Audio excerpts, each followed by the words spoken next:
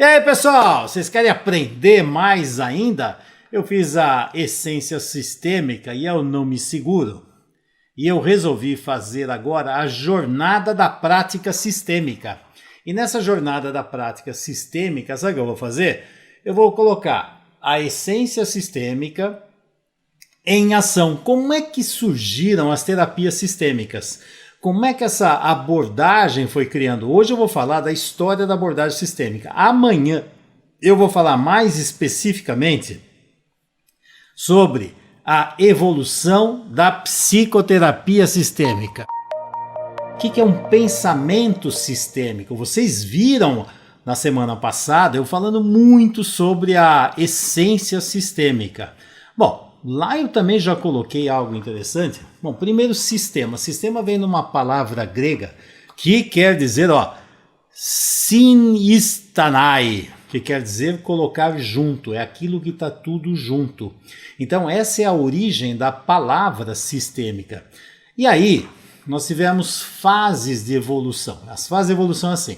Lá atrás, lá muito tempo atrás, quando eu falei do I Ching, que é o texto sistêmico mais antigo que eu já descobri, que é lá no hexagrama 37 da família, onde fala o que a gente fala no trabalho sistêmico hoje. São funções em ordem. O que está escrito lá?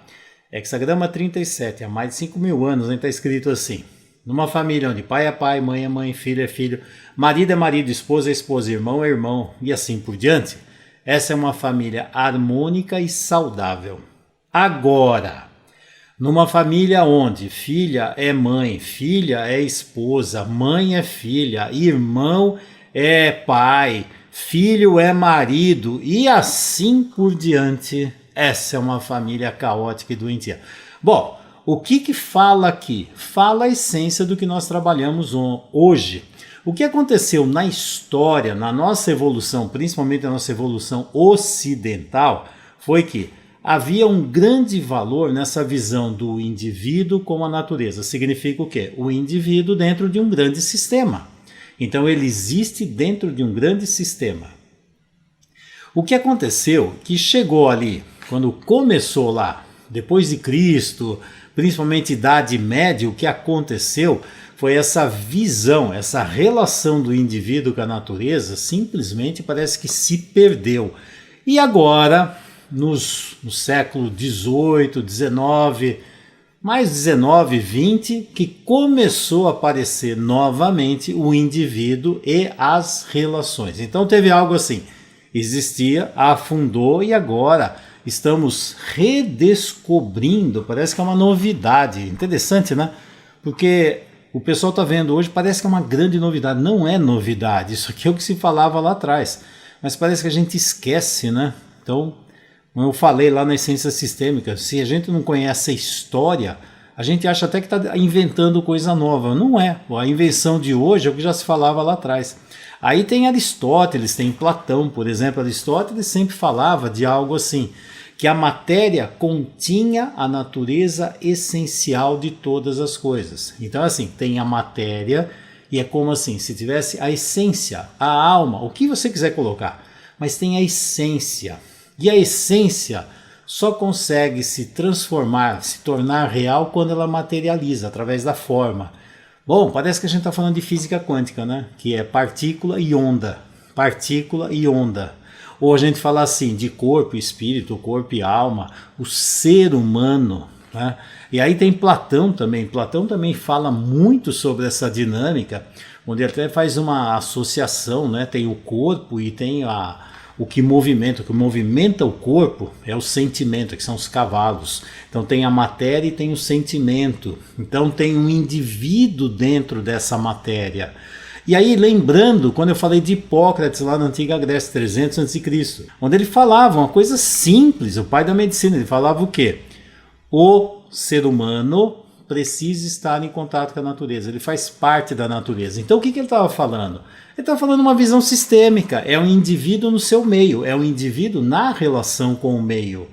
Então, até ele falava, quando o indivíduo perde a relação com a natureza, ele adoece. E Hipócrates, ele tinha uma visão sistêmica. Quando ele atendia um cliente, ele perguntava muitas coisas. como é que era a alimentação, onde ele morava, como ele se relacionava, família, sonhos. Ele perguntava tudo desse indivíduo, as relações que ele estabelecia. E aí ele sempre focava assim, o importante é olhar o doente, não a doença. Lembra? Então isso eu até falei na Neurociência Sistêmica, quem já assistiu. Olhar o doente, não a doença. É o doente que precisa ser tratado. Então quando ele olhava para isso, está olhando o quê? Para o ser humano. Ser humano.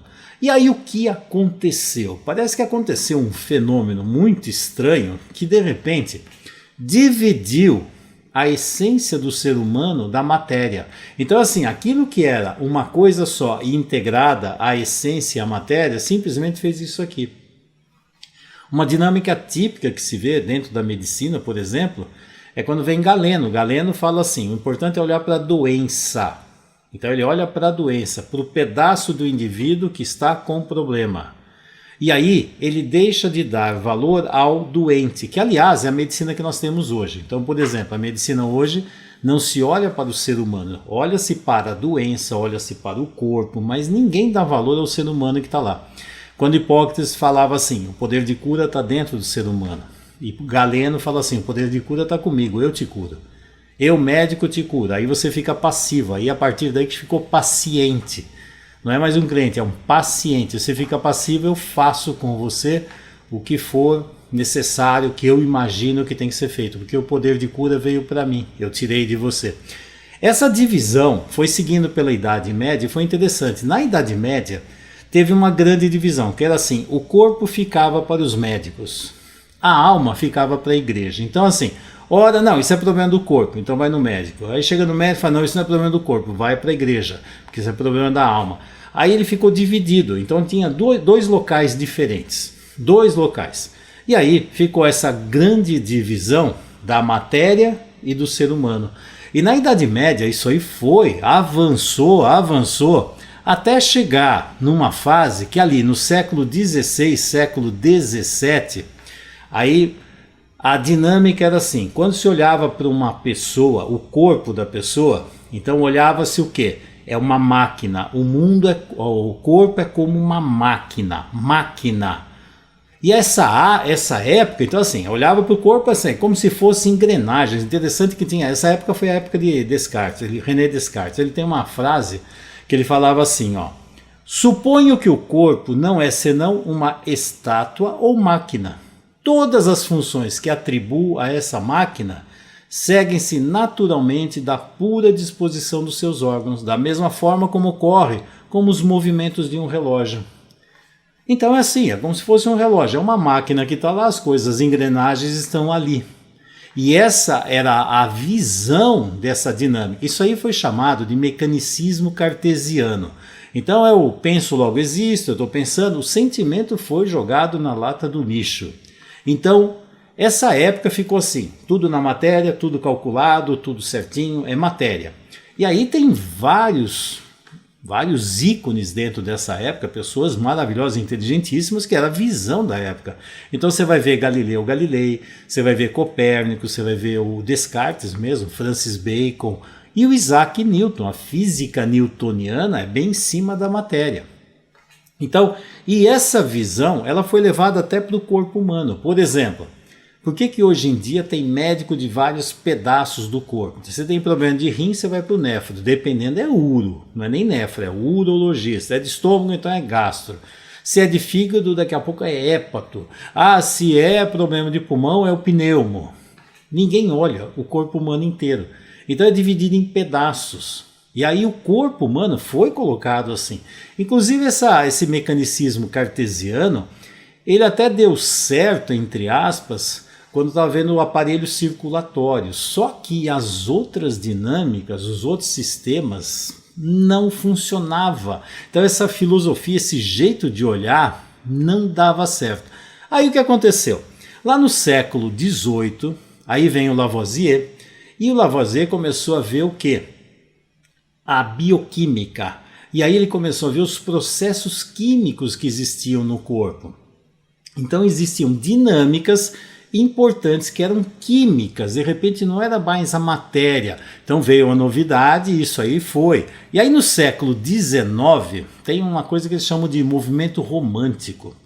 Nesse movimento romântico, para variar, o que eles fizeram? Pegaram as ideias aristotélicas. Lá de novo, quando Aristóteles falava a matéria e a essência. E aí começou. Aí teve o poeta, o Immanuel Kant, aí tem o Goethe, que aí começava a falar assim, a morfologia, a forma, mas num ponto de vista dinâmico, que é um movimento, a interação.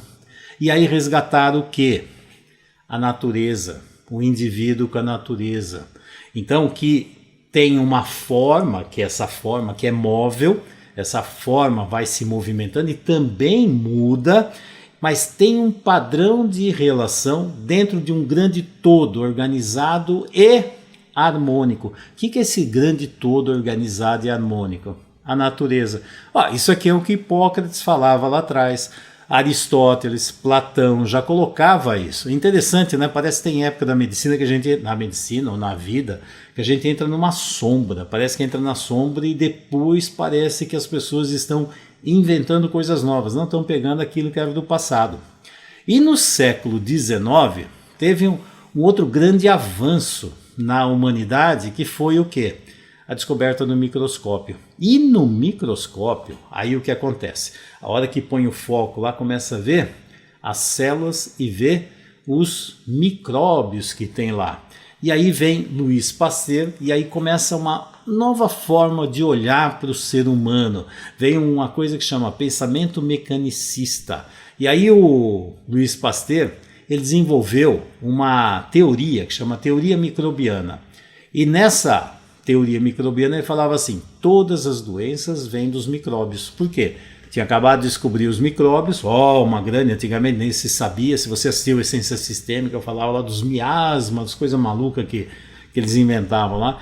Não, eu estou vendo micróbio. Se eu estou vendo micróbio, então agora todas as doenças têm a ver com o micróbio. Então, essa era a teoria que estava lá. E aí o que acontece? Conforme vai avançando, aí vai chegando o século XX, final do século XIX, começo do século XX, teve uma grande virada. O que acontece? Começou a ter um pensamento sistêmico. Aí as pessoas começaram a olhar e, por exemplo, desenvolver ecologia. Ecologia o que é? Eles estudavam comunidades de organismos, de animais, de plantas, e viam que uma interagia com a outra, e como uma era importante com a outra. Então a ecologia começou a vir o quê? A noção de ecossistema. No pensamento sistêmico começou a ter uma visão completamente diferente, que ficou assim, uma relação assim, de partes e todo. Então eu vou colocar algo assim. Se você pegar, por exemplo, a visão cartesiana, então era assim, o ser humano é como um relógio, é só você desmontar, você monta de novo e está pronto. Aliás, esse é um pensamento típico do científico. Se eu fizer isso aqui no Japão, na África do Sul, na Argentina, nos Estados Unidos, sempre vai dar certo. Então é uma comprovação científica. Agora imagina pegar um ser humano, você pegar e dividir as partes. Você tira a cabeça, você tira os olhos, você tira os braços, as pernas, você tira todos os órgãos, depois monta de novo. E aí, vai dar certo ou não?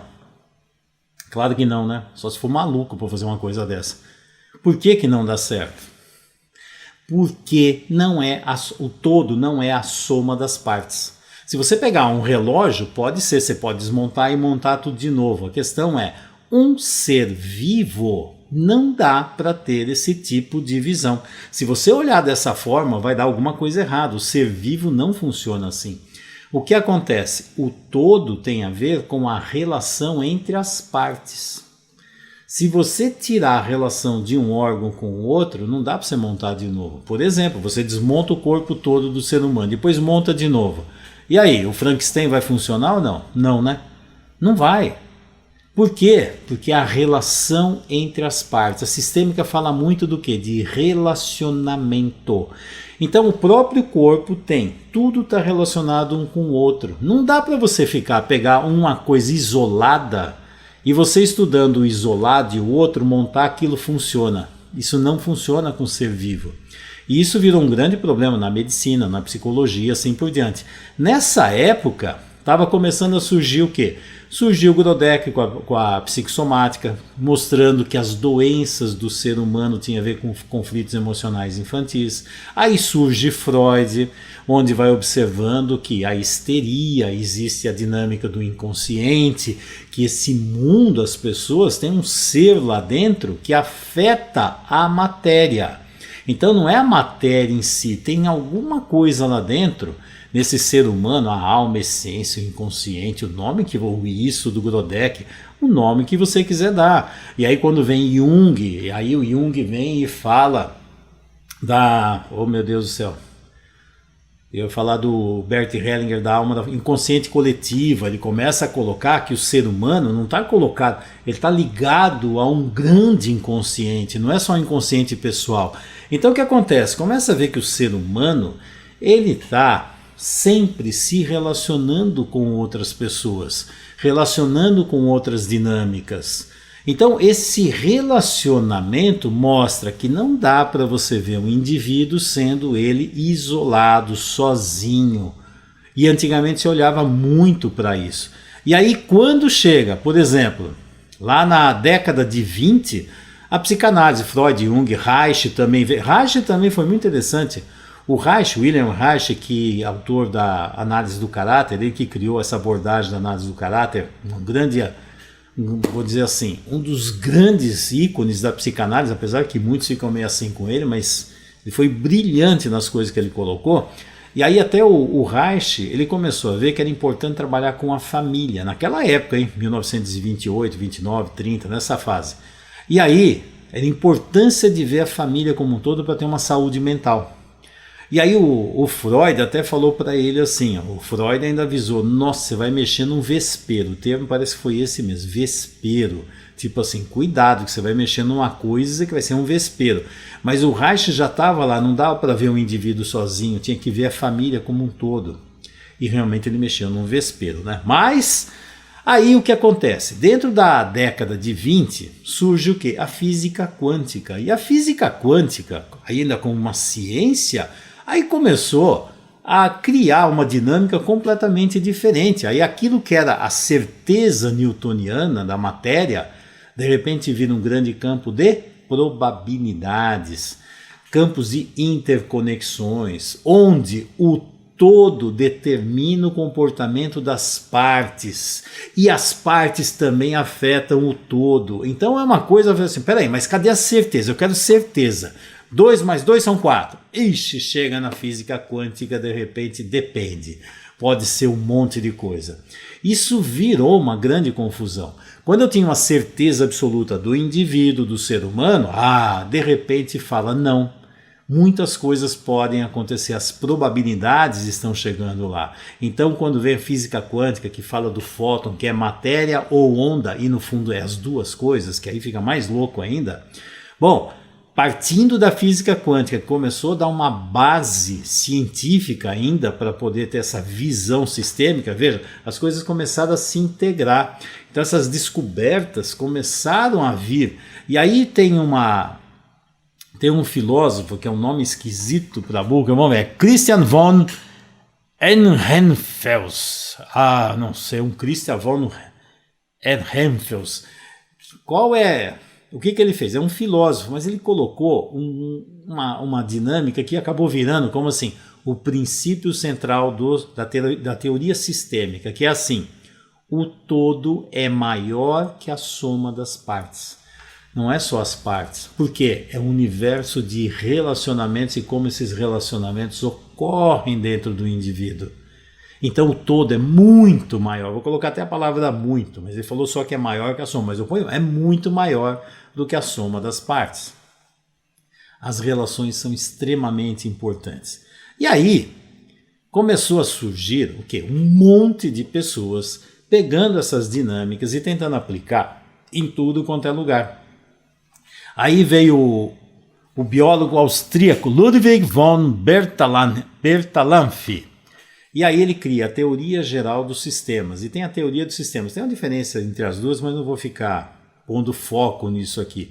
E aí ele começou a falar dessa teoria dos sistemas. Agora eu vou fazer uma pergunta para você.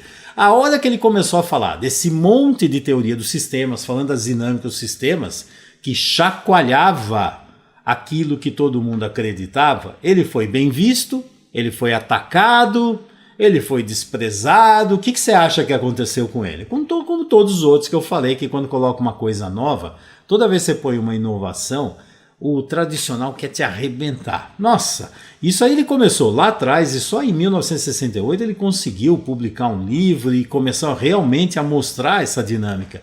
E ver que essa dinâmica sistêmica, ela pegava em várias áreas da vida do ser humano e até da vida cotidiana. Então, tanto na parte da física, da química, da biologia, da sociologia, da psicologia, assim por diante.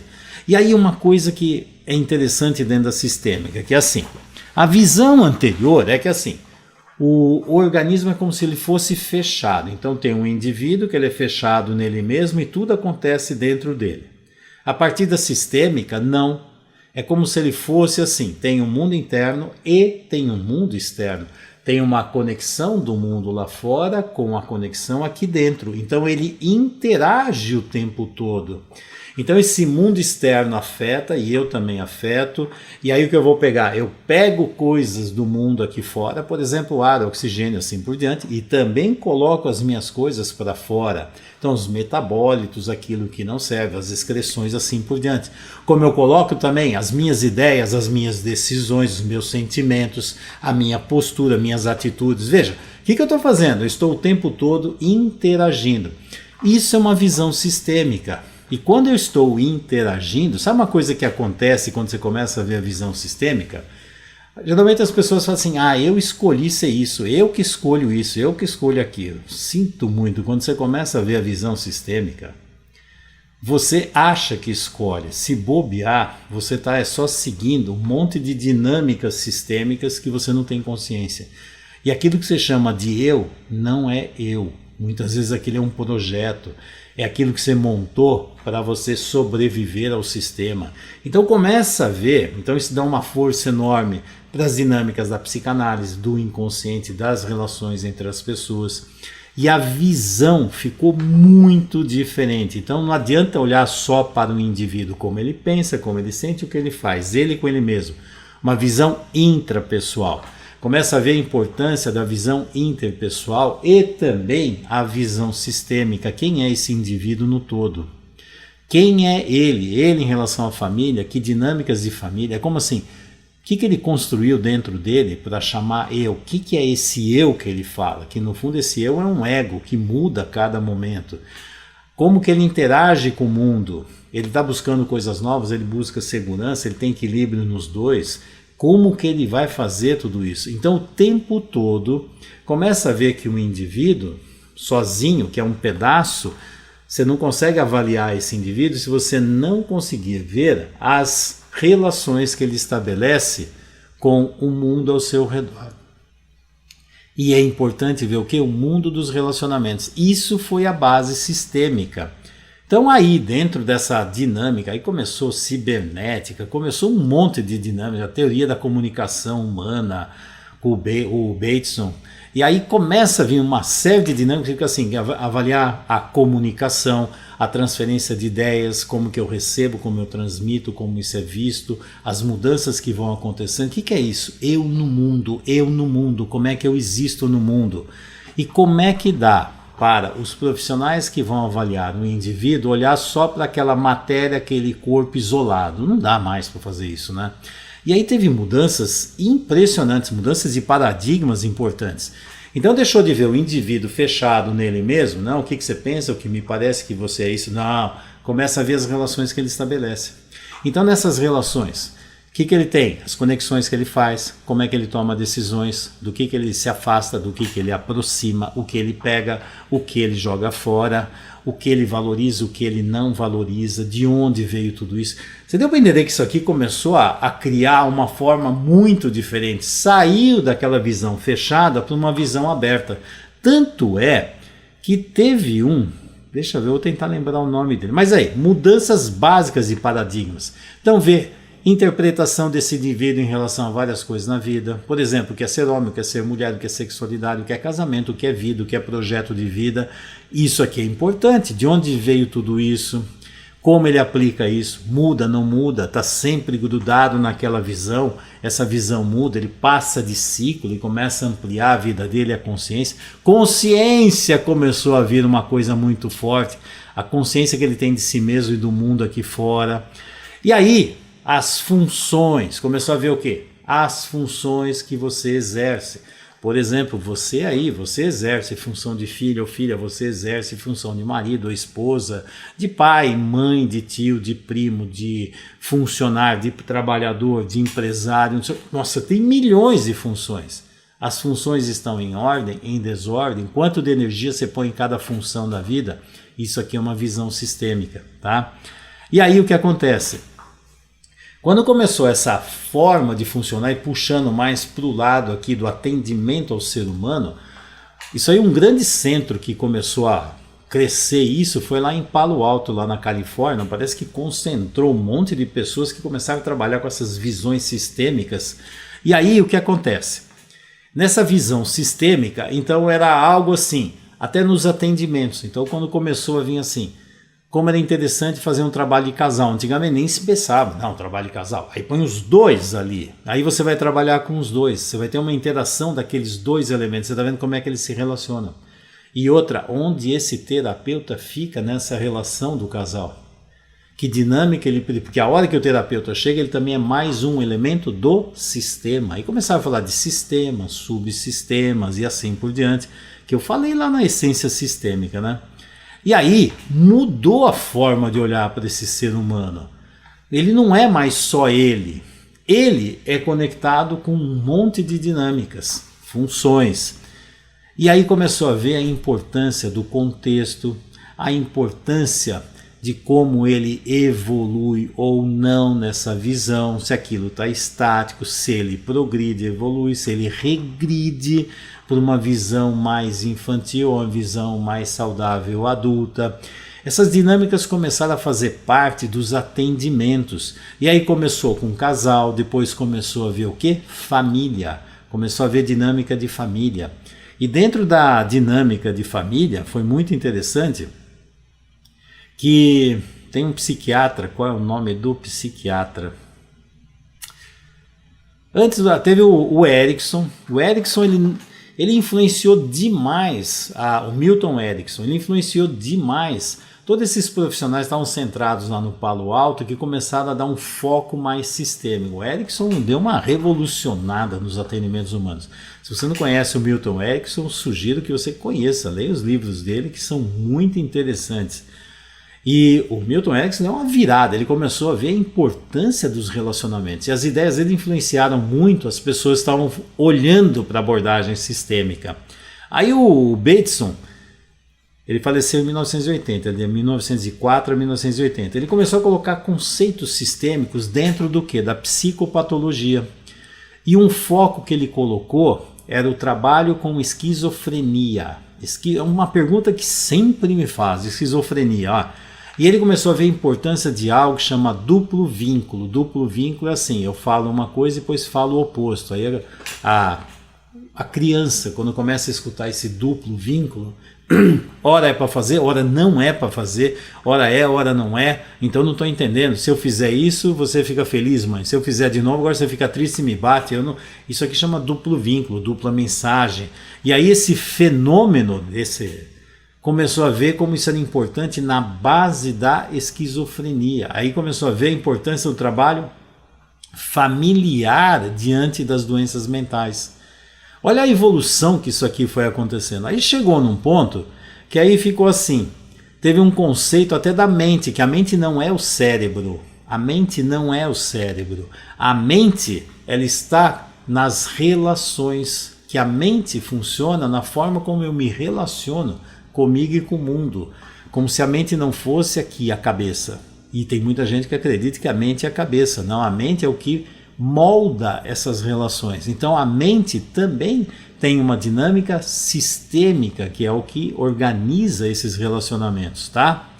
Bom, e aí depois vem Adler, vem Sullivan e começa a trabalhar nessas dinâmicas todas. Bom, essa aula rápida vai fazer de meia hora e depois eu vou abrir meia hora para começar a fazer as perguntas, para você começar a ter uma dinâmica do quê? Da sistêmica. Então tudo aquilo que era lá atrás, que se via o ser humano como um todo, depois ele ficou dividido, a matéria de um lado, a essência dele, alma, espírito, o nome que você quiser dar, do outro, ficou completamente dividido. Até hoje a gente está nessa dinâmica de divisão.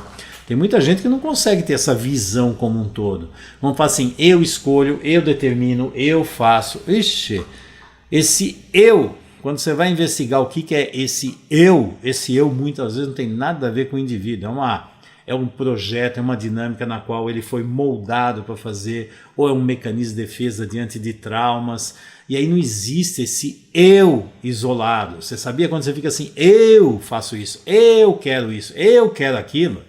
E começa a ver, você vai ver que esse eu muitas vezes não é nem você. É uma coisa que você usa para sobreviver e para fantasiar dinâmicas de poder, um monte de problemas tem por aí.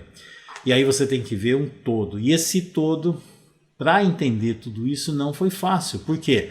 A nossa mente quer ter certezas absolutas. Aí quando vem a dinâmica sistêmica, a física quântica, essa forma de olhar para o mundo, vê o quê? Muitas probabilidades, interações das mais variadas formas, e tudo é dinâmico e acontecendo ao mesmo tempo. Se você mexer num ponto, afeta todos os outros. Quer ver? Eu vou dar um exemplo.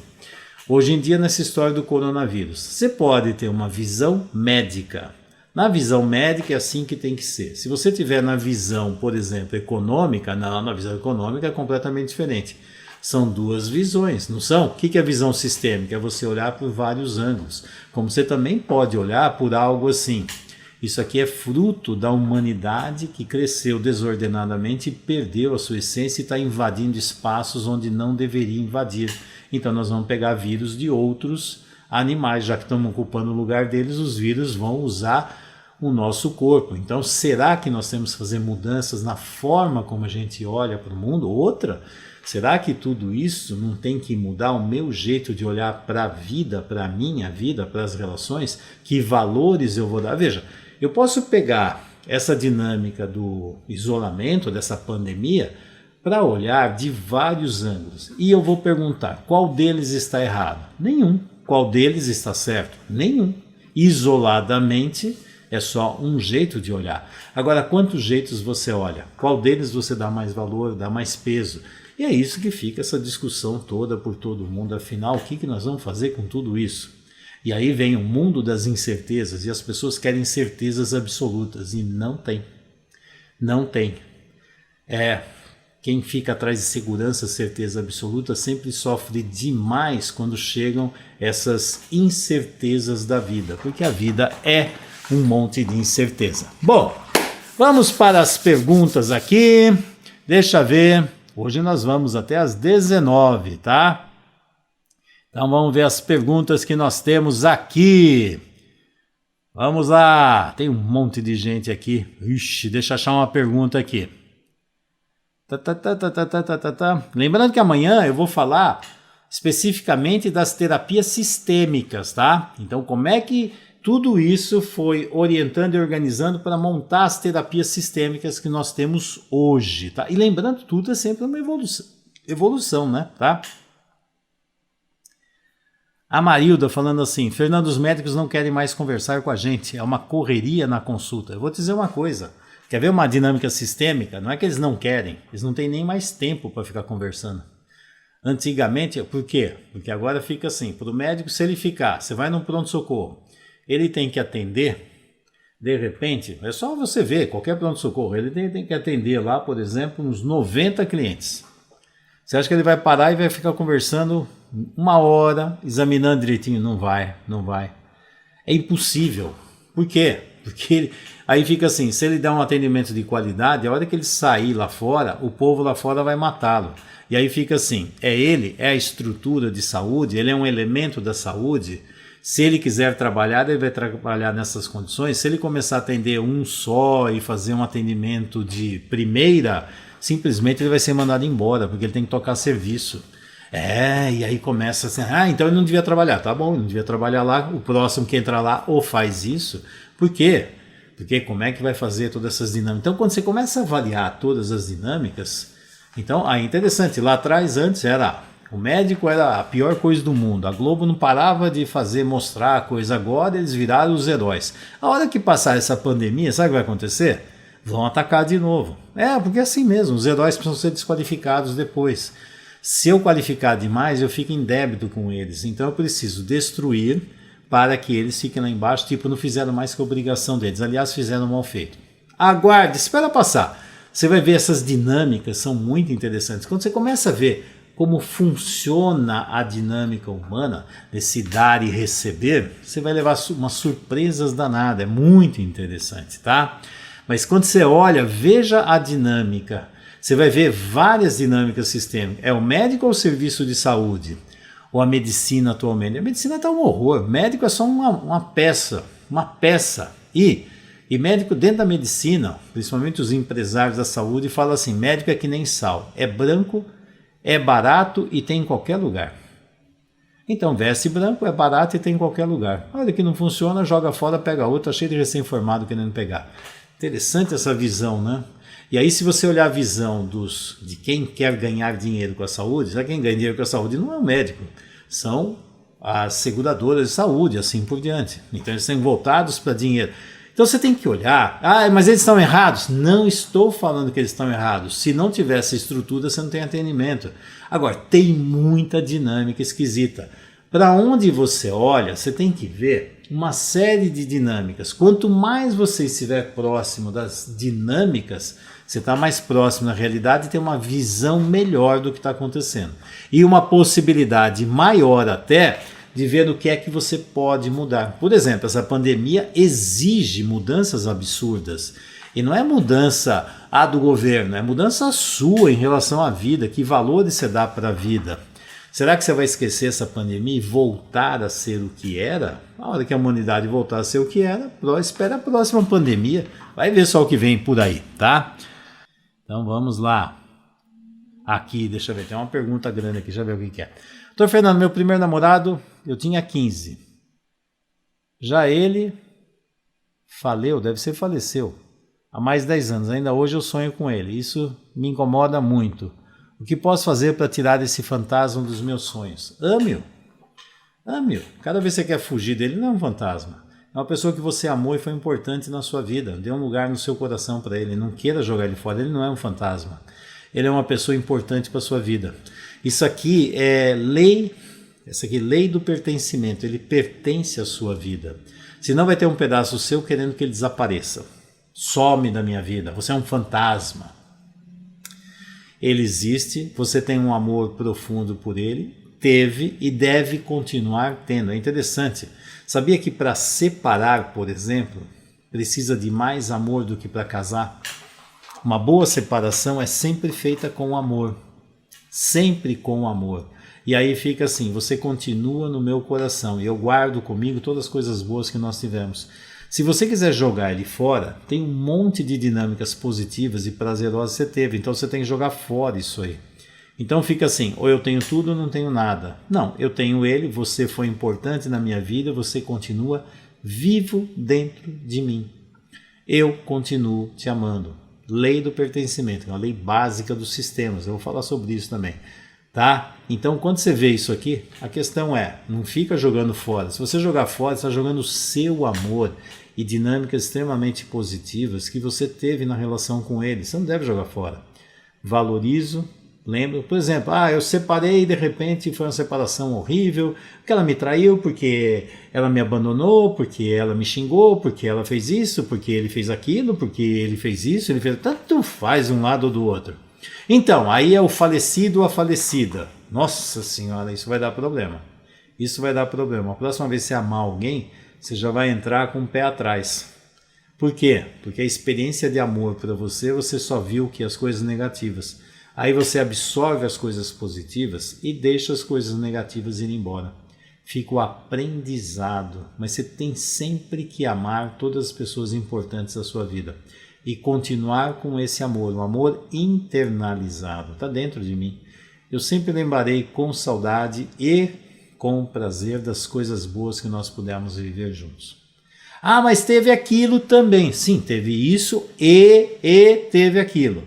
E você precisa aprender a trabalhar no e. Sistêmica é sempre com e, não é ou. Ou isso ou aquilo. Ou o corpo ou essência. Ou a mente ou o corpo. Isso, sinto muito, isso aqui foi uma desgraça que teve na evolução do ser humano. Hoje em dia está resgatando, então é tudo e.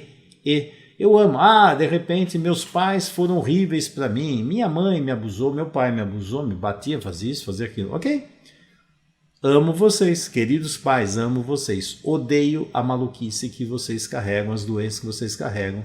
Odeio isso, mas eu amo vocês. Então tem, eu amo vocês, mas coloco distância dos problemas doentios que vocês carregam, porque isso atrapalhou o amor que nós temos.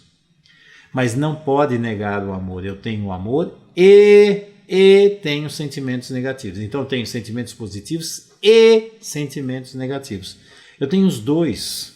Eu não abro mão de nenhum dos dois. A questão é que isso me orienta o que eu faço. As coisas boas eu ponho aqui dentro, as coisas ruins eu deixo aqui fora e aprendo. Pronto.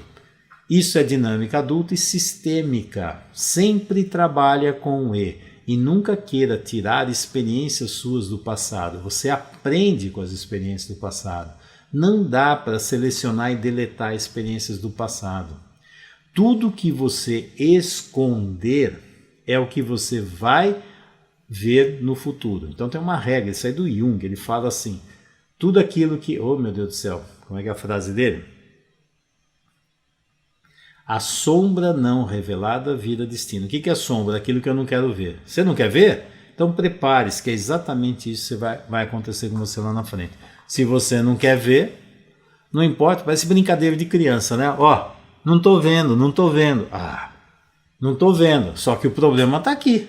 Mas eu não vou, não quero ver, só que ele está lá. Adivinha, você vai entrar em contato com ele, mesmo você não vendo. Com certeza você está grudado nele. Erros do passado que não podemos consertar por não depender só de nós. Quando alguém quer nos perdoar. Vixe, qual é a pergunta aqui? Bom, vamos lá. Não entendi direito o contexto da história. Erros do passado. O Einstein falava de uma coisa muito interessante. De onde vêm as boas decisões? Das más decisões. Então, erros do passado é a coisa mais natural do mundo. Você vai errar muito no passado. Se você toma consciência dos erros do passado e aprende com eles, aprendeu, você não precisa repetir. Não aprendeu, então você vai repetir. Se você não quer ver, então você vai repetir. Você não quer ver? Vai repetir. Porque eu não ver uma coisa não significa que ela não existe. Isso aqui é um bloqueio, uma negação, por exemplo. Não quero ver, não existe. Tá bom, não existe. Existe sim, a coisa está lá. Então, erros do passado é a coisa mais comum do mundo. Todo mundo erra no passado. Todo mundo teve um monte de problemas no passado. É óbvio, todo mundo, eu, você, todo mundo. Não tem uma dinâmica que assim, as pessoas acham que o mundo é uma perfeição, né? E tem outra. Os erros que eu cometo hoje é porque eu não tenho consciência que eu estou fazendo algo equivocado. A hora que eu tomo consciência do que eu estou fazendo, o que eu faço? Eu aprendo com os erros e tomo decisões melhores na vida. Pronto, é só isso. A grande certeza é assim, eu sempre faço o meu melhor. Então eu, Fernando, e você também. Lá no passado, o que eu fiz? Eu fiz um monte de coisa errada. Sim. O que eu fiz lá? O meu melhor. O meu melhor na época era aquilo. A minha visão que eu tinha de mim, do mundo, de amor, de família, de dinheiro, sei lá, de qualquer coisa, era aquilo. Aquilo que eu via, eu tomava a decisão. Aquele era o meu melhor. A questão é, você evolui? Se eu aprendo com os erros do passado, um monte de coisa eu fiz e deu um monte de coisa errada. Aprendeu? Não repete, faz uma coisa diferente pelo menos, né? Não faz aquilo, faz de outro jeito. De repente você consegue descobrir uma coisa melhor. Então o que eu estou fazendo? Então eu faço sempre o meu melhor, ontem, hoje, amanhã. Amanhã eu preciso estar melhor do que hoje, porque eu estou sempre em evolução. Você está vivo? Então você tem que evoluir. Evolua. Ué. Eu tenho que ser fiel a tudo que eu falei lá atrás. Você tem que ser fiel a tudo lá. Lá atrás eu lá conheci o que de vida, sinceramente. Eu sou fiel àquilo que eu enxergava, que eu acreditava, a minha consciência. Só que minha consciência ampliou. Então, agora eu sou fiel àquilo que realmente estou vendo no mundo, em mim. Sou fiel à evolução, sou fiel a avançar. Então, como Einstein falava, como é que se toma boas decisões? A partir das más decisões que você teve. Aprende e faz diferente. Mais nada. Quando você começou a andar, você andava perfeitamente? Não. Você caía toda hora, tropeçava, não tinha equilíbrio. Até que chega uma hora, você aprende e segue. Gente, e assim vai, é assim que funciona. Então, se ficar preso nesse perfeccionismo, eu tenho que acertar, porque o mundo tem que ser assim, desse jeito. Isso aqui é aquela visão que é assim, ó, fechado, eu sou fechado.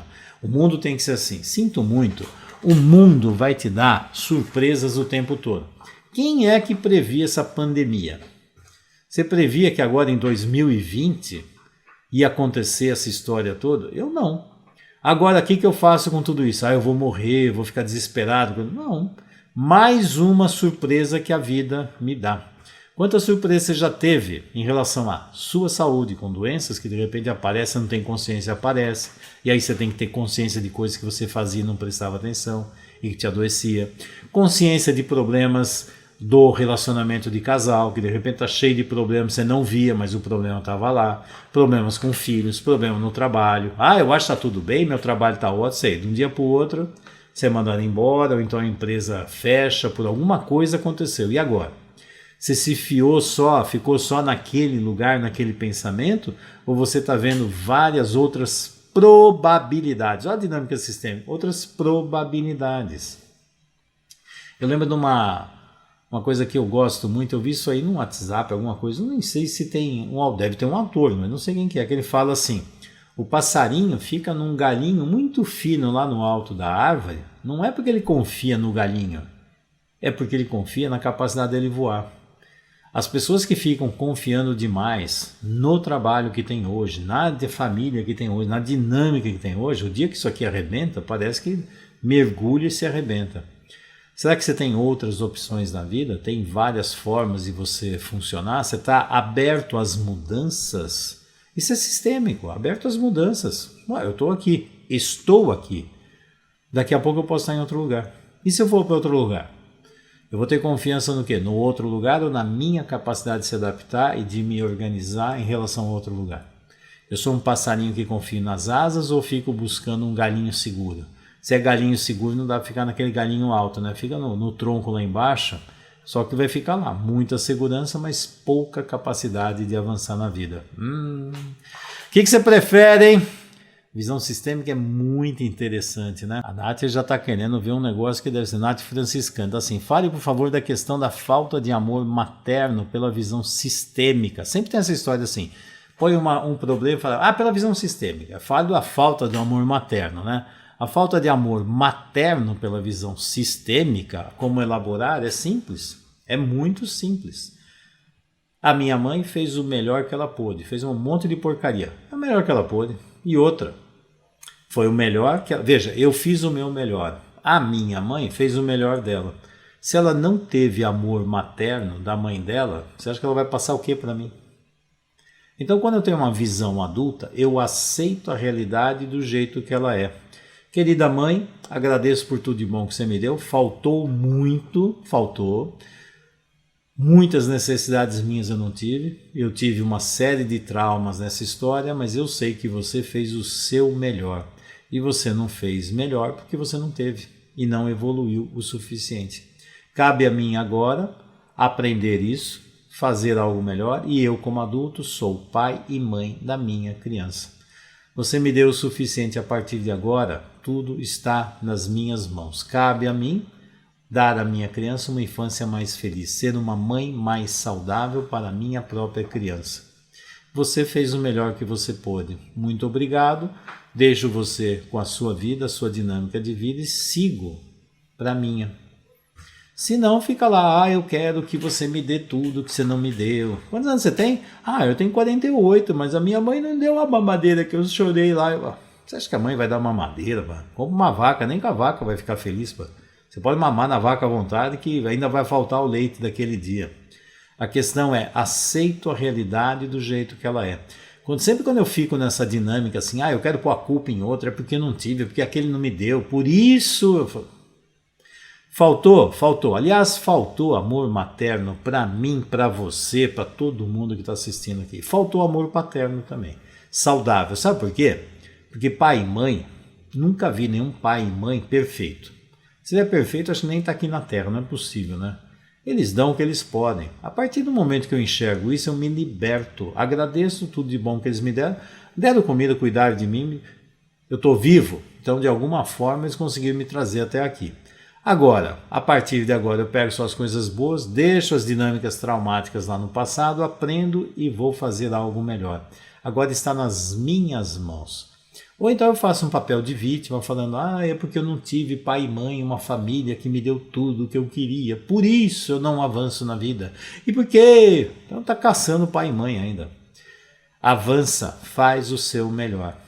E quando você ficar melhor que eles, não é porque você é melhor que eles, você ficou melhor que eles. Aprendi com vocês.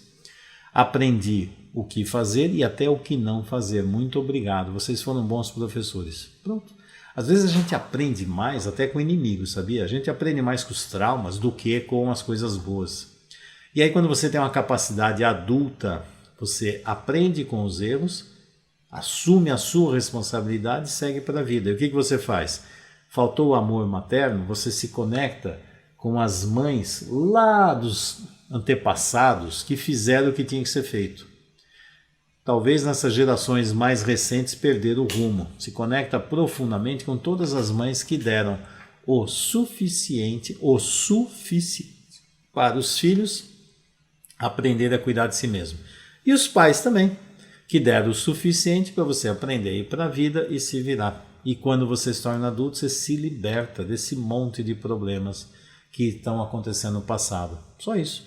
Você agora é o novo representante da família no presente. E cabe a você repetir as porcarias do passado, melhorar para que a família tenha um destino melhor. Aí a decisão é de cada um vai fazer o que decidir. A questão é, quando eu falo assim, será que as pessoas estão realmente decidindo? Sabe quando você ganha liberdade? Quando você ganha consciência. Consciência de quem você é no mundo, o que é família, que dinâmica é essa. Quem não consegue ter uma consciência, ampliar a consciência, está sempre preso em dinâmicas doentias e nem percebe. Por isso eu sempre falo assim, e aí, vamos ampliar a consciência e vamos começar a nos libertar, ganhar o grande poder de se libertar? Se não, fica aqui minhocando, ruminando coisas e tentando achar a culpa é minha, a culpa é do outro, a culpa é minha, a culpa é do outro. Meu Deus do céu. Tá. O Hélio Couto também, muito bom, tá aqui. Ixi, nossa, tá cheio de gente boa por aqui que estão... Tá cheio de muita gente boa falando coisas maravilhosas. Com base, né? Boa noite, Fernando. Eu fui criado por uma avó que tinha esquizofrenia. Ela ficou assim logo que a minha mãe nasceu. E morávamos todos juntos. Minha mãe sofreu muito, de certa forma. Minha mãe também me excluiu por alguns anos da sua vida. Meu Deus do céu. Foi uma época muito difícil. Hoje já aprendi muitas coisas e agradeço meus pais pela vida. Mas vejo que minha família é muito doente, vários problemas. Exatamente isso, Vânia. Você veio de uma família extremamente doente. Eu também vim. Não somos diferentes. Foram problemas diferentes, mas foram problemas que doeram demais. E quando nós ganhamos consciência disso, aí você vê, a sua avó tinha um problema sério. Imagina como é que foi a relação com a mãe dela. Imagina a sua mãe, a relação que ela teve. E a questão é, eu tenho capacidade de fazer algo melhor do que os meus antepassados fizeram? Então faça. Faça por amor a eles, por amor à família. E a família não é meu pai, minha mãe, meu avô, minha avó. A família são milhares e milhares de gerações que tem lá atrás. Agora é minha vez de levar a família para um lugar mais saudável. Quando eu ganho consciência disso, eu ganho a força de todos os meus antepassados. para poder caminhar para a vida. Sabe, raízes profundas em todas as gerações do passado. Imagina quantas pessoas lá atrás se sacrificaram, passaram miséria, guerra, problemas seríssimos e mesmo assim fizeram o possível para a família avançar. E eu só existo porque eles tiveram determinação, força, garra. O que eu faço? Eu me conecto com essa determinação, com essa força, com essa garra que eles tiveram, essa chama de vida. Eu vou pegar isto para mim, porque eu também sou descendente dessas pessoas, desses guerreiros vitoriosos que tiveram lá no passado. Eu tenho um monte de modelos saudáveis lá, de garra, determinação, e isso eu vou fazer. Agora, se quiser, eu posso ficar preso nas doenças, ficar como vítima, choramingar também. Cada um escolhe. Quando você tem consciência, você escolhe. E aí, eu sei, para mim, eu escolho as coisas positivas e que vão levar amor para frente, não pegar as porcarias, ficar o portador das porcarias. Deixa o amor no passado e fica aqui cultivando porcaria e fazer papel de vítima, de sofrimento. Eu também vou dar para meu filho a porcaria que eu recebi. Tenha paciência, né? A Márcia falando assim: meu amor, meu esposo ficou preso no amor porneia, como lidar com ele? Pare de ser a mãe dele, porque se ele está na porneia, você virou a mãe. Simples, porque é sistêmico, tudo é complementar. Se ele ficou na porneia, pode ter certeza que você está no papel de mãezinha. Se fez mãezinha, ele vai ficar filhinho. Então, você faz a sua parte é fazer isso. Aí, ele não gruda. Agora, se um estimula o outro, sinto muito. Ok? Bom, pessoal do Instagram, terminando. Tchau. Pessoal aqui do YouTube e do Facebook, amanhã eu vou falar sobre a evolução da terapia sistêmica, como é que chegou até o que nós trabalhamos hoje. Ok? Entenderam o histórico? Amanhã nos vemos. Até lá, pessoal!